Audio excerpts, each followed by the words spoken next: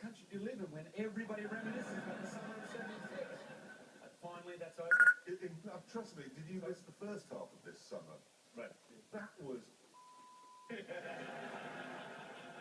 listen, we're going to get on to Wolverine in a minute, obviously, and the new movie, but when you were growing up, from what I can understand, you actually wanted to be in musicals. I mean, your recent appearance in Les Miserables was more where you wanted to go. Is that my right in saying that? Yeah, it's weird. I always did.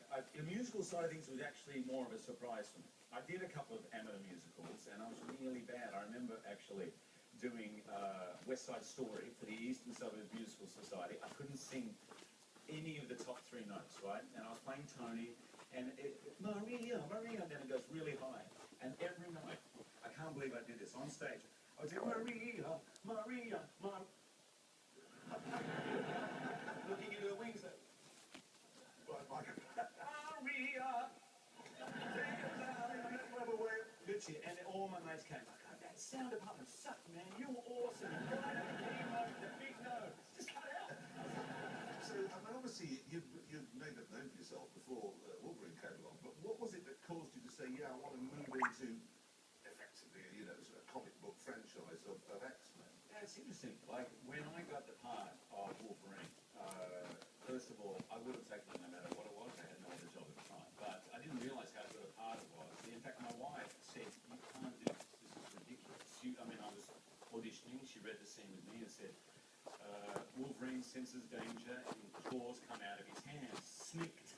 She goes, this is ridiculous. We're at the Royal National Theatre in London, and now you're going to have claws coming out of it. And she tucked it down. She said, you're on your own.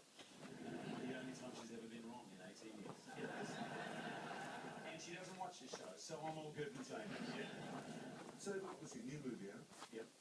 Tell us about it. So the movie takes place for X-Men fans straight after X-Men 3. Wolverine is literally at the bottom of his life. He's almost made a vow not to be Wolverine, because everywhere he goes, the people he loves die. It's filled with pain and regret, destruction.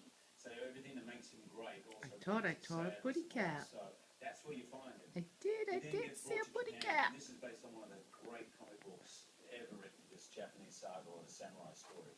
And in he goes, and of course, has to look inside himself to find the person and choose what he wants to be. Needless to say, we have a clip. We'd like to show that now, if we may. Here it is. Mike Warrior wants to thank you for saving his life.